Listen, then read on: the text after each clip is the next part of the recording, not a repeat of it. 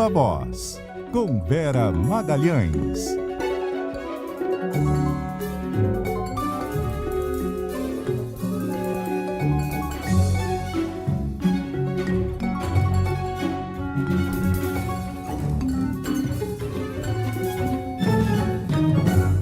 Vera Magalhães, muito boa noite. Hoje com o Viva Voz itinerante, tudo bem? Oi, Débora. Boa noite para você e para Carol, para todo mundo que nos ouve e nos assiste diretamente de Nova York, onde estamos eu e metade das fontes aí do Brasil. Vamos lá, essa semana direto daqui. Bom que o que não vai faltar é bastidor aqui nesse Viva Voz. Ô Vera, vamos começar aqui a nossa conversa com informações de Brasília. A Samantha Klein já está com a gente para trazer mais detalhes sobre o caso Ramagem. Pois não, Samantha?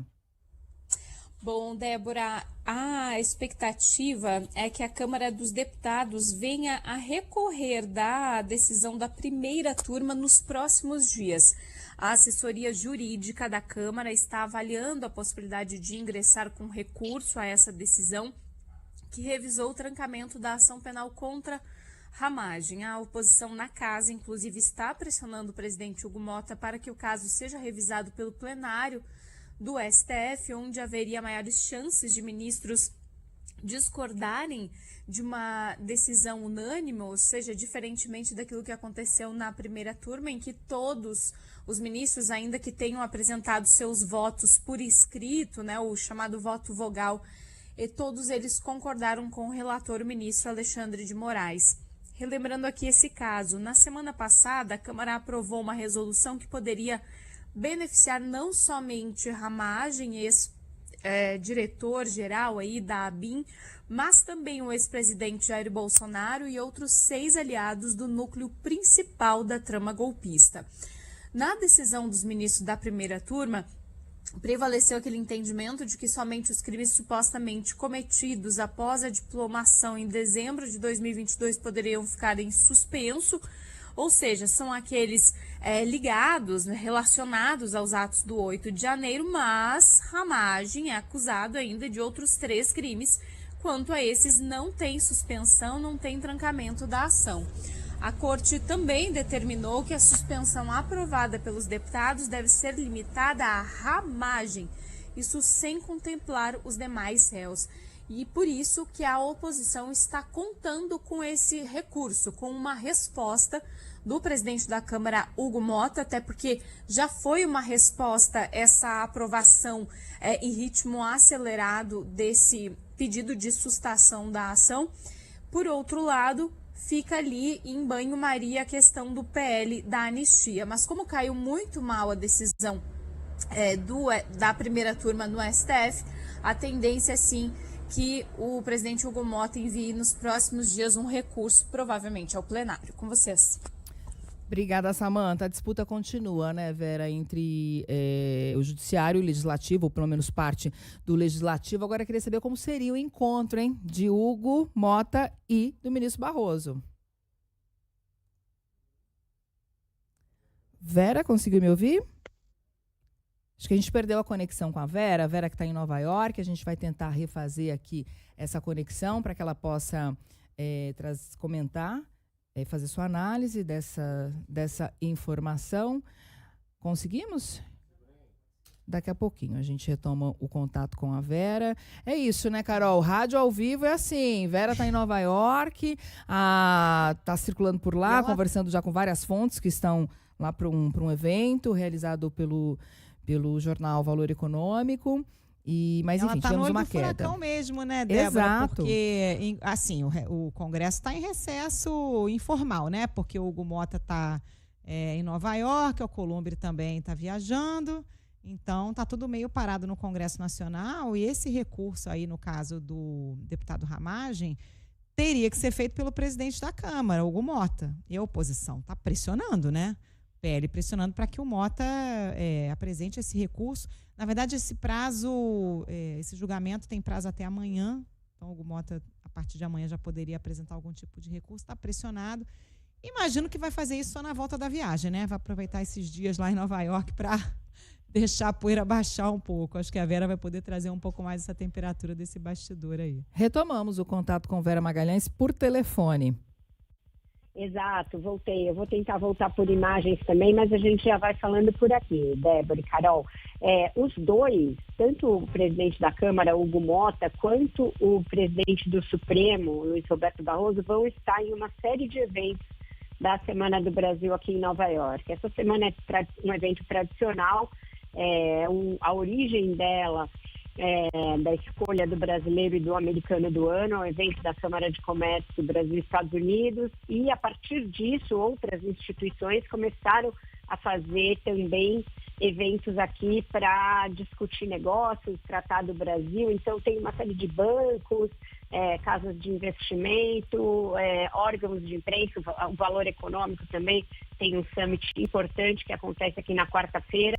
E no Summit do Valor, do qual você é uma das apresentadoras, tem painéis com o presidente do Supremo e com o presidente da Câmara, separadamente. Eles também deverão estar juntos em outros desses eventos ao longo da semana. Então, espaço para conversar. O que os ministros do Supremo postam é que o Hugo Mota não vai fazer nada de radical, não vai fazer nenhuma palavra contra o Supremo Tribunal Federal, não vai esticar essa corda, não vai tentar fazer disso ali, olha, nós vamos. Ele, antes de recorrer, deverá tentar algum tipo de negociação, de ponderação. A gente discutia aqui na semana passada porque ele tinha deixado aquela resolução ser votada daquela maneira que todo mundo já sabia que contradizia a jurisprudência do Supremo e a própria Constituição. E aí os próprios ministros colocavam isso na conta de que ele tinha de ceder alguma coisa para os deputados, para não ficar mal entre os seus, uma vez que ele já tinha segurado a urgência do projeto da anistia para o 8 de janeiro. Então é tudo uma questão de ir ali pesando as coisas, modulando as decisões para evitar que a briga escale para o nível de uma briga institucional. A Câmara e o Supremo já vêm de uma relação muito difícil por conta daquela questão das emendas, foi algo que durou muito até chegar a um nível de entendimento. Então, o presidente da Câmara não quer que já na largada do seu mandato esse impasse institucional seja uma constante na relação entre o judiciário e o legislativo. Eu acho que muita conversa vai vir, acho que aqui deverá ser um ambiente para essa conversa, prometo trazer bastidores disso ao longo dos dias. Agora, Vera e Débora, mesmo que isso vá para o plenário, né, que o Hugo Mota recorra, o resultado não deve ser muito diferente da primeira turma, né, Vera? Pode ter ali, talvez, os votos contrários dos ministros nomeados pelo Bolsonaro, mas a maioria deve ter o mesmo entendimento do ministro Alexandre de Moraes, né? Exatamente. Não vai conseguir mudar o placar, não vai reverter para algo diferente disso, até porque nenhum ministro tem interesse em abrir uma brecha para que a qualquer momento a Câmara possa sustar ações em curso na maior corte do país e contra vários réus que não tem nada a ver com o próprio legislativo, não tem cabimento isso, nenhum ministro vai se sentir confortável. Os bolsonaristas poderiam até votar por pressão, mas nenhum ministro vai se sentir confortável em diminuir as prerrogativas do próprio judiciário em nome, sabe-se lá de quem. Então, é uma decisão tão estapafúrdia, essa da Câmara, que tem pouca chance de mudar alguma coisa, gente. Gente, vamos para o próximo assunto, também igualmente importante, que é a questão das fraudes no INSS. O governo detalhou algumas medidas, né, que deve tomar aí nos próximos dias. A Isa Staciarini conta para nós. Oi, Isa, boa noite. Oi, Carol, muito boa noite a você novamente, a Débora, agora para a Vera, para todo mundo que nos acompanha. Pois o governo está avaliando e deve bater o martelo, pelo menos até quarta-feira, né? A possibilidade de atender aos aposentados e pensionistas presencialmente. Isso porque até sexta-feira, que foi o dia do anúncio sobre o caminho passo a passo, né, para os beneficiários pedirem a devolução dos valores descontados ilegalmente, só havia um plano A, que era o quê? Cada pessoa tinha que acessar o Meu INSS ou ligar no telefone 135 para reivindicar aquilo que foi descontado irregularmente. Só que aí entram duas complicações, duas dores de cabeça para o governo. Primeiro, muitos desses beneficiários são idosos, aposentados, que não têm uma facilidade para mexer em aplicativo nem internet. A segunda é, temendo aí, né, uma possibilidade de uma avalanche de ligações lá pelo 135, a possibilidade agora cogitada é usar agências dos Correios e também da Caixa Econômica para receber esses aposentados. Lembrando, essa ideia ainda não está valendo, os presidentes do INSS e dos Correios ainda vão se reunir. Por que eu falei até quarta-feira? Porque é o prazo que começa para cada pessoa reivindicar aquilo que foi descontado. A Gabriela Echenique ouviu uma fonte envolvida nessas discussões que afirmam que os Correios têm sim estrutura suficiente em todos os cantos do país, até mesmo naquelas áreas mais remotas. E ontem o vice-presidente Geraldo Alckmin, que está como presidente em exercício, avaliou a possibilidade de, além dos Correios, usar também as agências da Caixa Econômica Federal. Agora, tem pessoas que têm dificuldade ou não têm internet, então a Caixa Econômica Federal está estudando uma maneira, ela tem uma rede muito bem distribuída no país e ajudar quem precisar no atendimento presencial. O presidente do INSS, o Gilberto Valer Júnior, garantiu que vai reforçar lá a central de atendimento pelo 135, mas não disse como. Nas últimas semanas, muitos brasileiros reclamaram da dificuldade de contato com o INSS. A advogada, inclusive especialista em direito tributário, a Anne Rosa, defendeu que o sistema do INSS passe mesmo por uma atualização até para facilitar a vida do aposentado. E hoje o ministro da Fazenda, Fernando Haddad, saiu em defesa do ministro da Controladoria Geral da União, Vinícius Marques de Carvalho, e disse que foi a CGU quem descobriu a fraude do INSS. Afinal de contas, quem descobriu a fraude foi a Controladoria Geral da União, e o ministro Vinícius é um craque, é uma pessoa que tem alta patente de conhecimento técnico. A AGU e CGU já bloquearam um volume considerável de recursos das associações fraudadoras. Lembrando que essa defesa pública do ministro da Fazenda ocorre na esteira de uma exposição do ministro da Controladoria Geral da União, porque semana passada, em entrevista ao jornal O Globo, o ministro da Casa Civil, Rui Costa, reclamou, dizendo que se a CGU tinha todos os relatórios, por que Vinícius Carvalho não avisou a alta cúpula do Planalto, o que gerou um desgaste público para ele. Em seguida, os ministros trataram de sair em defesa do ministro da CGU, e Haddad hoje também saiu em defesa da Polícia Federal atuar fortemente, como já tem sido feito aí no escândalo da fraude do INSS. Eu volto com vocês. Obrigada, Isa. É isso, entre a semana e sai semana o governo segue estudando, mas pelo menos agora na direção certa, né, Vera? Tem que ter algum tipo de atendimento presencial, não dá para ficar só nessa de aplicativo. Exatamente, Carol. Eu saliento também a importância da entrada diretamente do ministro da Fazenda no tema, né?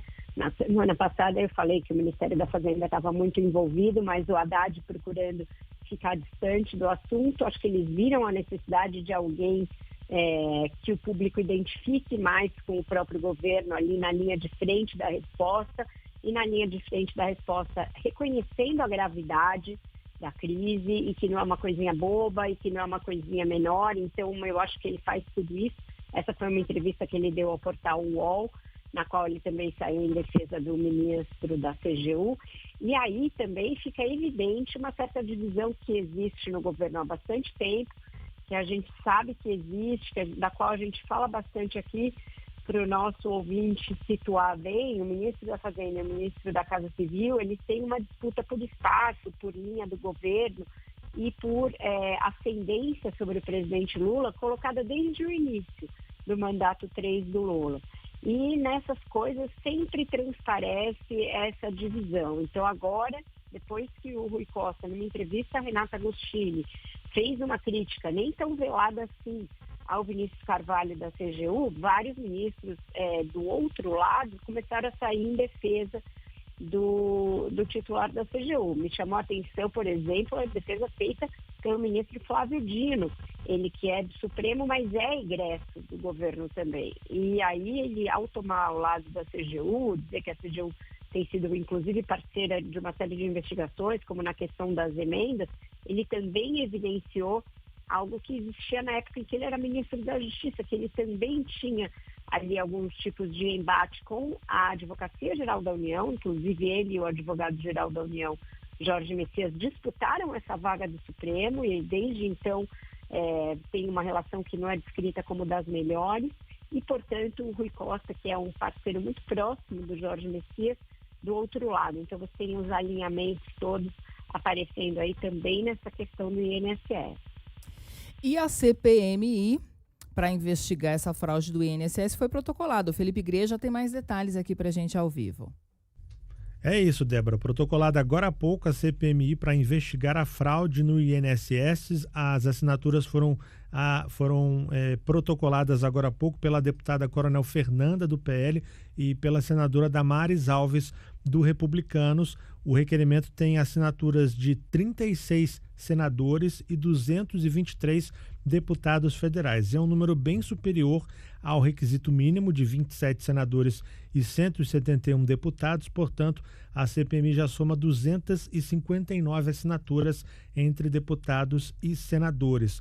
O documento foi protocolado agora há pouco no sistema aqui da Câmara dos Deputados e a gente consegue ver ali assinaturas de parlamentares do PL, do Novo, do Republicanos, partidos de oposição, do Cidadania, do PSDB, mas também do União Brasil, do PSD, do PSB, partidos que têm ministérios do governo. Só do União Brasil são 15 assinaturas. O Progressistas, que também tem ministério, tem 28 assinaturas entre deputados e senadores. O PSD entra com 20 nomes e o PSB também com 6 assinaturas. Foi o que deu para pegar agora há pouco, já que o documento acabou de entrar aqui no sistema da Câmara dos Deputados. Vale destacar que a oposição fez toda essa mobilização para criar a CPMI, para escapar do presidente da Câmara, Hugo Mota, e da fila de CPIs da Câmara. Só que apenas o protocolo da CPMI não faz com que a comissão funcione de forma automática.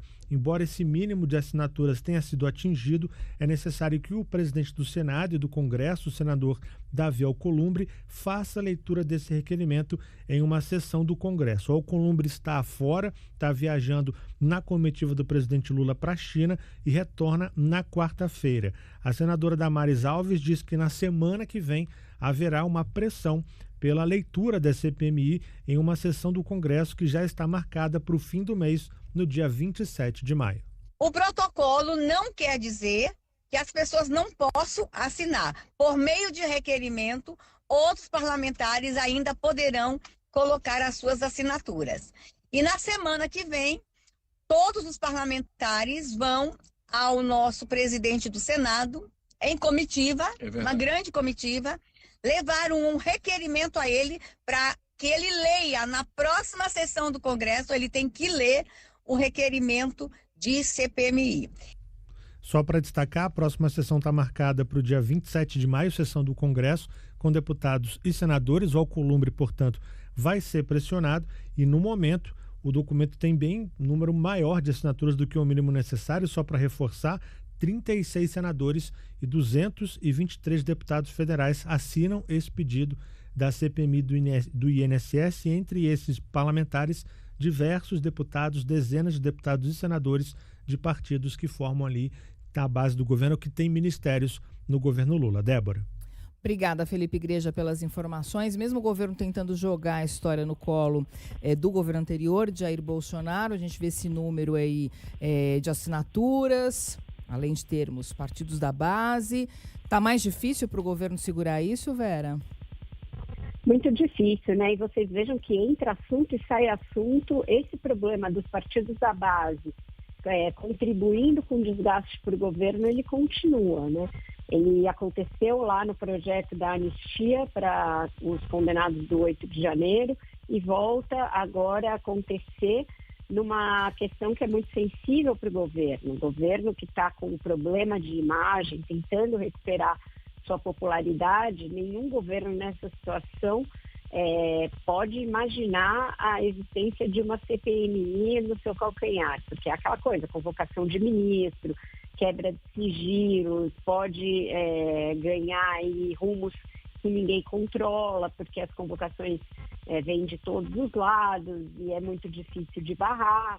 Então, para o governo, eu falava na semana passada, ele tinha conseguido evitar a instalação naquele momento, mas estava evidente que ainda não tinha conseguido tirar a ideia da CPMI do radar. Ela continuava ali, presente, continuava sendo um risco e agora está aí. O número de assinaturas conseguido. O Davi Alcolumbre também está fora de Brasília nessa semana. Ele está na comitiva do Lula, que estava na Rússia e agora está na China. Deve chegar em Brasília só na quinta-feira, então não se imagina que nesta semana vai acontecer alguma coisa, mas a gente já sabe que essa questão de adiar ad infinitum, ad eterno, a leitura de requerimento de criação de CPI na expectativa de evitar a sua instalação é algo que não dá certo, que não vai funcionar e para que eles não vão poder contar, por exemplo, com o Supremo Tribunal Federal. O Supremo, em outras ocasiões, já são várias, determinou que fosse lido o requerimento de outras CPIs e que elas fossem instaladas. Então, é uma margem de manobra pequena para o presidente do Senado. Não daria para o Davi Alcolumbre matar essa no peito e ir segurando ad eterno, porque já existe uma ampla jurisprudência firmada e reeditada de que isso não é viável, de que isso é inconstitucional. Então, o governo deveria ter de contar com os partidos da sua base, mas isso também já ficou claro que não vai conseguir. Teve tempo de sobra para tirar a assinatura, tirar apoiamento dessa CPI. O que o governo pode fazer? Tentar criar embaraço para a gestão Bolsonaro nessa CPI, mas o estrago não é o mesmo. É um governo incumbente que está ali no cargo, tem muito mais a sofrer com uma CPI desse tipo, ainda mais pela característica do assunto.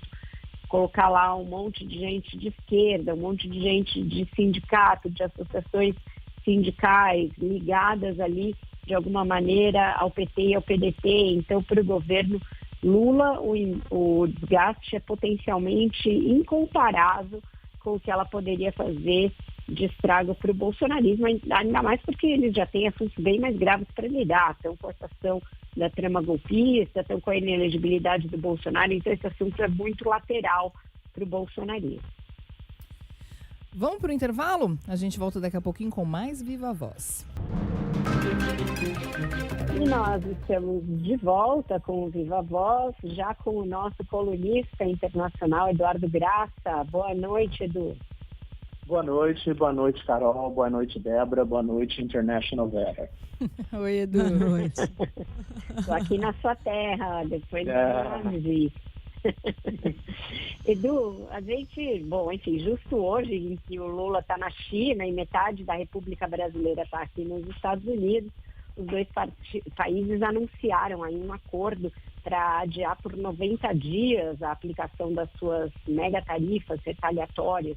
Com isso, vai haver uma redução de 115 pontos percentuais nas tarifas impostas reciprocamente entre os dois países, né? A dos Estados Unidos em relação à China cai para 30% e as da China em relação aos Estados Unidos para 10%. É um recuo, de novo, do Trump, é algo que vem para ficar, é anunciado agora como um adiamento, mas pode ser o final das supertarifas. Como é que o mundo está lendo essa decisão? A leitura econômica, financeira que a CBN tem feito o dia inteiro é uma leitura positiva, sem dúvida nenhuma. Mas tem uma leitura política também, né? E política interna para o governo Trump é mais um recuo do Trump, né? O Trump que falou recentemente numa entrevista que a gente citou aqui, a The Atlantic, que ele era o presidente dos Estados Unidos e do mundo. Bom, não é. Porque essa redução é uma redução muito drástica, ela é por 90 dias, de uma certa maneira ele empurra o problema com a barriga E ele consegue também fazer com que as famílias americanas que estavam ali super tensas em como é que nós vamos comprar as bonecas e os brinquedos para as nossas crianças no Natal, elas têm mais de 90 dias para comprar a um preço razoável. Depois não se sabe, a indefinição continua grande. A oposição democrata tem pontuado que é um recuo de alguém que achou que poderia decidir sozinho os rumos da economia no planeta. Trump disse que não, que ele quer, na verdade, o que ele está fazendo é resetando, deixando bem claro, não é rosetando, é resetando. Ele vai resetar a relação dele com a China, que ele coloca essa relação em outros patamares. Mas a verdade é que ele teve que ceder. Vamos ver o que vai acontecer daqui a 90 dias. Continuamos com a indefinição, que é a palavra símbolo desse governo. Agora, Edu, o Trump vai fazer sua primeira visita de Estado e a região escolhida foi o mundo árabe, isso obviamente tem um motivo, só que o que acabou ganhando o noticiário foi o presentão, né, que foi oferecido a ele.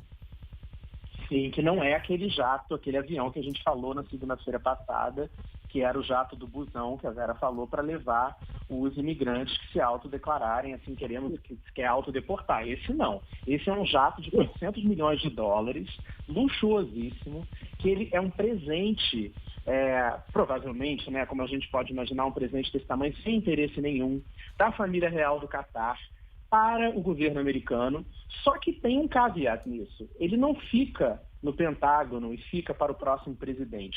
Quando o Donald Trump se aposentar da presidência, esse avião vai para a biblioteca dele, né? Nos Estados Unidos tem uma tradição de que cada presidente, quando termina o seu último mandato, ele tem uma biblioteca, que em geral o nome é biblioteca, mas é uma fundação, como tem a Fundação FHC aqui no Brasil.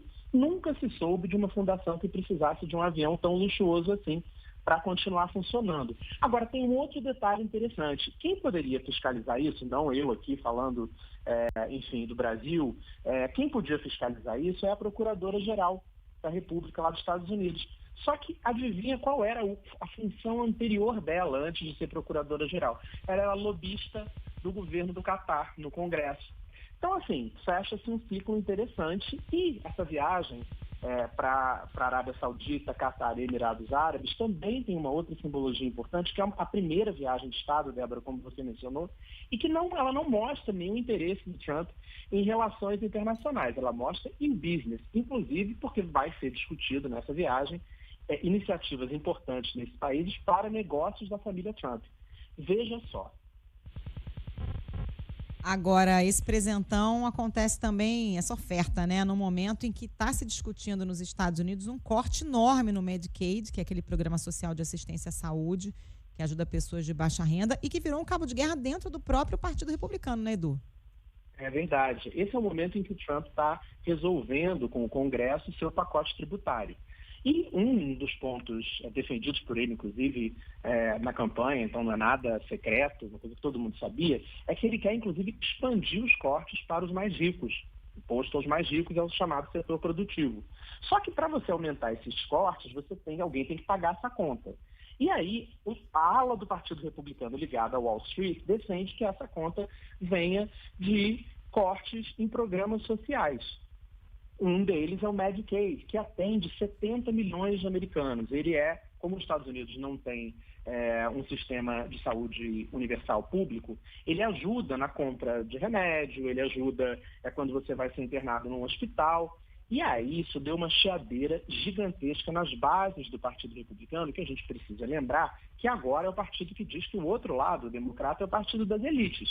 E que eles são os partidos da classe média baixa e da classe trabalhadora. Só que a classe média baixa e a classe trabalhadora, eles não querem pagar mais pelos seus remédios, pelos seus atendimentos hospitalares. Então está uma confusão imensa dentro do Partido Republicano. Hoje, lá onde a Vera está, no New York Times, uma coluna hoje de opinião do New York Times, um senador republicano definiu essa briga como é o momento em que a gente vai definir que partido a gente vai ser nos próximos anos. Se o da elite de Wall Street ou se o partido do MAGA, das pessoas que estão precisando de nós, dos trabalhadores. Ou seja, a primeira brecha na coalizão que elegeu o Trump ano passado. Parece um detalhe de política interna americana, mas é grande isso.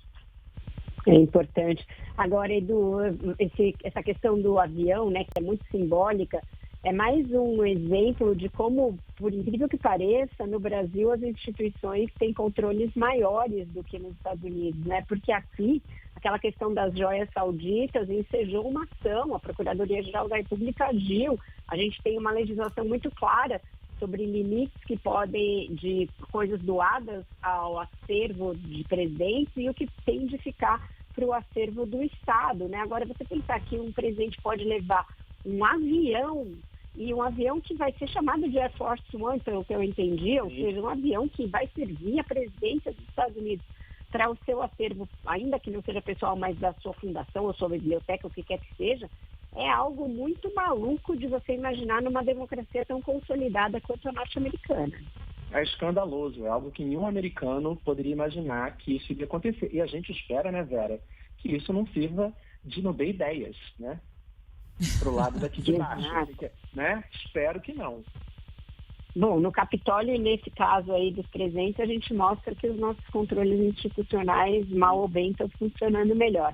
Obrigada por hoje, Edu. Até semana que vem. Um beijo, obrigado, gente. Até logo. Beijo, Edu. Tchau, tchau. Meninas, a gente continua falando de tarifa, porque já está com a gente, direto de Brasília, Ana Carolina Tomé, porque o presidente Lula, no seu giro ali, China, falou sobre essa questão das tarifas. O que ele falou, Ana? Boa noite. Boa noite, Vera. Boa noite também aos ouvintes. Em discurso para empresários chineses, o presidente Lula voltou a criticar o tarifaço de Donald Trump, elogiou a China e disse que a relação que o Brasil tem com o país asiático será indestrutível. As falas de Lula são uma tentativa do governo brasileiro de ampliar o comércio com a China no momento em que vários países enfrentam aumento das tarifas impostas pelos Estados Unidos. Estados Unidos e China entraram em um acordo e decidiram reduzir por 90 dias as chamadas tarifas recíprocas, que estavam entre 125% e 145% e passam a ser de 10% a 30%. O presidente Lula ignorou o acordo e adotou um discurso crítico ao tarifaço de Donald Trump. Ele voltou a dizer que não se conforma com a medida e que o protecionismo pode levar à guerra. Apesar dos afagos de Lula à China, o ministro da Fazenda, Fernando Haddad, afirmou que o presidente não vai escolher um lado na guerra comercial. Em entrevista ao portal UOL, disse que os Estados Unidos tentam reequilibrar a balança comercial de maneira errática e pediu que eles olhem com mais generosidade para a América Latina. Eles estão procurando a maneira deles, tá um pouco errática, diria, mas estão procurando um caminho de reequilibrar as contas e também passa pelo reconhecimento de que os Estados Unidos se promoveram muito com a globalização. Não resta dúvida, você pegar a renda per capita americana, você pegar o crescimento americano vis-à-vis Japão e Europa, os Estados Unidos se beneficiaram, né, da globalização. Mas a China talvez tenha se beneficiado muito mais do que os Estados Unidos. E isso gera incômodo.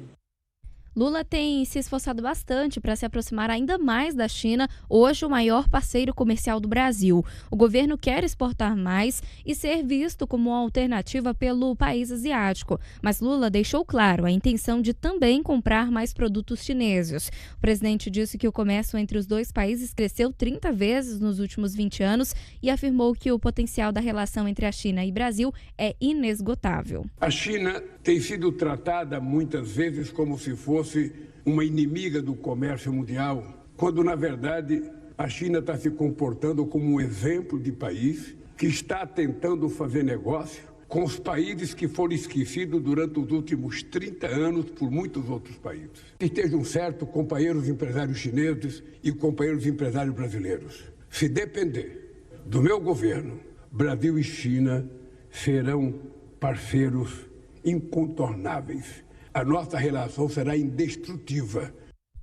Num recado aos empresários, Lula disse que o Brasil garante estabilidade fiscal, econômica, jurídica e política. Fez vários afagos ao país asiático, criticou até os países da União Europeia e disse que o Brasil precisa ser mais competitivo com a própria China na produção de carros elétricos e avanço aí na inteligência artificial. Vera. Obrigada, Ana, pelas suas informações. Os dois na mesma linha, ninguém está querendo comprar briga com os Estados Unidos, mas as críticas estão ali nos discursos tanto do Lula quanto do Haddad. Agora, com essa trégua, tendência é que também fique em banho-maria esse assunto Mas vamos ver o que o Lula consegue negociar em termos de oportunidades para o Brasil lá diretamente com a China, Carol e Débora. Tá certo, Vera. Muitíssimo obrigada por hoje. Amanhã tem mais Viva Voz. Amanhã tem mais, diretamente daqui. Quarta-feira é o evento do Valor, que também vai ter bastante autoridade, não vai faltar assunto. Até lá. Um beijo, até. Beijo, Vera.